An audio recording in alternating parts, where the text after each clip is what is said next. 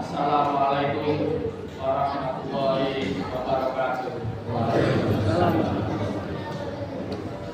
Alhamdulillah alladzi arsala rasulahu bil huda wa dinil haq liyudhhirahu 'ala dini kulli walau karihal musyrikun. Asyhadu an la ilaha illallah wahdahu la syarika lah wa asyhadu anna Muhammadan abduhu wa rasuluh. Allahumma sholli wa sallim wa barik ala Muhammad wa ala alihi wa sahbihi ajmain. Qala Allah ta'ala fil Qur'anil Karim, a'udzu billahi minasyaitonir rajim. Bismillahirrahmanirrahim. Ya ayyuhalladzina amanu kutiba alaikumus syiyam kama kutiba alal ladzina min qablikum la'allakum tattaqun. Sadaqallahu.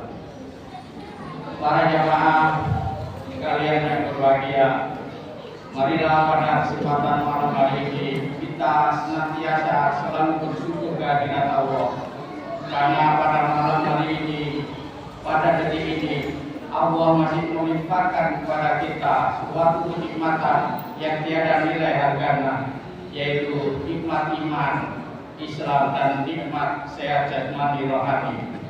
Karena itu para jamaah, marilah kita bersyukur dan bersyukur. Masih banyak saudara-saudara kita yang berkeinginan ingin bersalat jamaah bersama-sama, tapi apa daya saudara kita ini masih terbaring lemah di rumah sakit. Begitu juga para jamaah, banyak sekali saudara kita juga yang Allah berikan kenikmatan berupa kesehatan jasmani dan rohani, yang Allah berikan peluangan waktu, tapi saudara kita itu enggan bergabung dengan kita untuk bersama-sama sholat berjamaah. Mereka ini lebih asik duduk di rumah dan nonton TV. Maka dari itu, marilah kita yang hadir di sini selalu bersyukur dan bersyukur, karena Allah akan menambah kenikmatan kepada orang-orang yang bersyukur. Para jamaah sekalian yang berbahagia, dalam kehidupan sehari-hari ini sering kita bersifat untuk mencari harta yang sebanyak-banyaknya. Kita setiap hari membanting tulang, memelas keringat, dan bekerja keras agar kita mendapatkan harta yang banyak, harta yang berlimpah. Dengan harta yang banyak itu, kita dengan mudah menuruti keinginan kita. Kita dengan harta yang banyak mudah untuk membeli sesuatu yang kita inginkan, membeli baju yang bermerek, membeli mobil, membeli rumah dan sebagainya. Semua akan terwujud kalau kita mempunyai harta yang banyak. Karena itu para jamaah sekalian yang berbahagia, Rasulullah jauh-jauh hari sudah berpesan kepada kita agar kita merenungkan kembali harta kita yang sebenarnya itu apa. Inilah ajakan Rasulullah agar kita merenung kembali harta kita yang sebenarnya. Pada malam hari ini para jamaah, mari kita renungkan sejenak sabda Rasulullah ini untuk menjadikan pelajaran kita. Rasulullah bersabda kepada umatnya, harta-hartaku bukankah hartanya itu hanyalah 3, yang ia makan akan sirna, yang dia kenakan akan usang, yang dia beli yang sebenarnya harta yang dia kumpulkan. Harta selain itu akan sirna dan diberi pada orang-orang yang ia tinggalkan. Hadis riwayat Muslim. Para jamaah sekalian yang berbahagia, di forum yang mulia ini, mari kita kupas tuntas 3 hal ini yang disampaikan oleh Rasulullah. Kata Rasulullah, harta kita itu ada 3. Yang pertama, harta yang kita makan.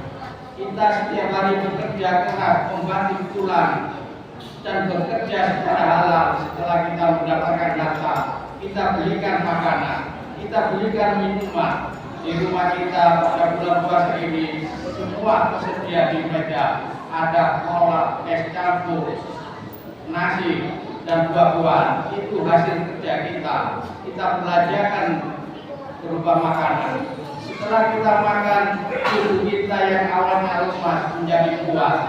Tapi apa yang terjadi saudara-saudara, lambat laun, waktu demi waktu, menit demi menit, Badan kita yang kita asupi dengan makanan itu lambat laun akan menjadi lemah. Kemana makanan itu akan berakhir?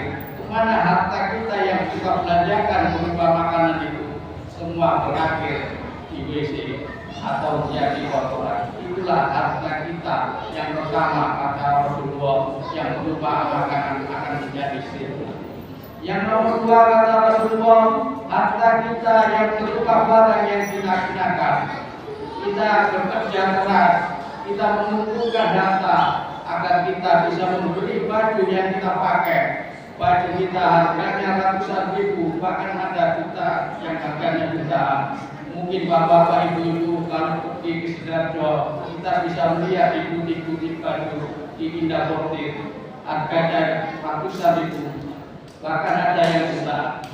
Tetapi baju yang kita pakai, yang branded, yang bermerek, kita bangga-banggakan, lambat laun ditelan waktu, ditelan tahun, baju kita yang baru akan menjadi rusak, akan dijual kemana baju kita yang kita uang yang kita belanjakan berupa baju yang baru akan rusak dan akan kita buang ke tempat sampah.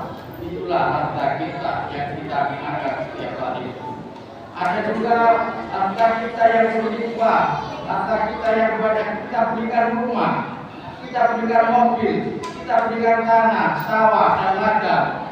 Tapi semua itu akan kemana harta kita ketika kita akan mati? Harta kita akan beralih nama menjadi nama anak kita.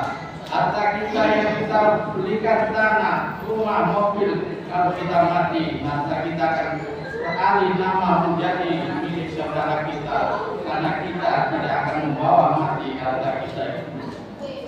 Dan yang terakhir kata Rasulullah, harta kita adalah harta yang kita berikan. Harta yang terakhir adalah harta yang kita infakkan, yang kita sedekahkan. Inilah harta kita akan kekal abadi sampai di akhirat nanti. Kalau kita belanjakan harta kita sumbangkan ke Masjid Al-Kafi untuk membeli tanah, maka harta itulah yang akan menamangi kita di alam kubur nanti. Harta kita yang kita belanjakan berupa makanan yang kita merupakan takjil di Masjid Al-Kafi, kita buka bersama, kita berikan makanan untuk buka bersama, maka harta itulah yang akan menjadi teman di akhir nanti. Dan harta kita yang kita tulis di papan nama itu, yang kita sumbangkan untuk nasi untuk setiap hari, itulah harta yang sebenarnya. Karena itulah para jemaah sekalian yang berbahagia, kata Pak Tamir yang baru kembali mengatakan, marilah kita manfaatkan bulan Ramadan yang penuh berkah ini, bulan yang penuh berlipat gandaan pahala. Kita belanjakan harta kita infakkan di Masjid Al-Kafi ini, karena pada bulan inilah bulan yang penuh berkah dan berlipat gandaan pahala. Karena itu para jemaah sekalian yang berbahagia, selama kita masih diberi umur panjang oleh Allah di bulan Ramadan ini, segera kita infakkan dana kita, karena hanya itulah dana kita yang abadi di hari akhir nanti. Demikianlah yang bisa saya sampaikan. Kurang lebihnya saya mohon maaf yang sebesar-besarnya. Akhirul kalam, wassalamualaikum warahmatullahi wabarakatuh.